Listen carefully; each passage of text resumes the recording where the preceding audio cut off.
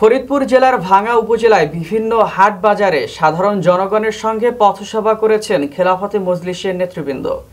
বঙ্গ টিভির staff reporter Mohammad শাহাদাত হোসেনের পাঠানো তথ্য ও ভিডিও চিত্রে থাকছে বিস্তারিত। শনিবার দিনব্যাপী এই কর্মসূচিতে অংশ নেন ফরিদপুর ৪ আসনে খেলাফতে মজলিসের সংসদ সদস্য পদপ্রার্থী আলহাজ মিজানুর রহমান মোল্লা।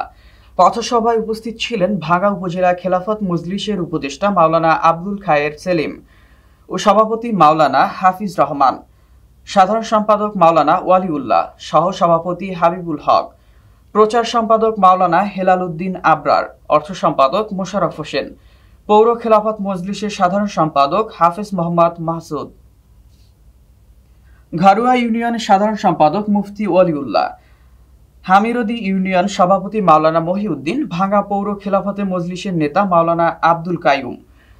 এছাড়া নুরুল্লাহগঞ্জ ইউনিয়ন খেলাফতে মজলিসের সভাপতি মোহাম্মদ ইকবাল হোসেন, সাধারণ সম্পাদক কারি মোহাম্মদ সেলিম, সহ সাধারণ সম্পাদক হাফেজ মোহাম্মদ লিয়াকত, মুফতি শহীদ হাফেজ আশিক, সেলিম, হাজি ইকবাল হোসেন খান, মাওলানা সাইদুর রহমান, মাওলানা মোহাম্মদ মাহবুব, শামসুল মোল্লা ও মুফতি আব্দুল রশিদ সহ স্থানীয় নেতাকর্মীরা উপস্থিত ছিলেন। নেতারা এ সময় আসন্ন জাতীয় নির্বাচনে খেলাফত মজলিসকে বিজয়ী করতে সকলকে ঐক্যবদ্ধভাবে কাজ করার আহ্বান জানান।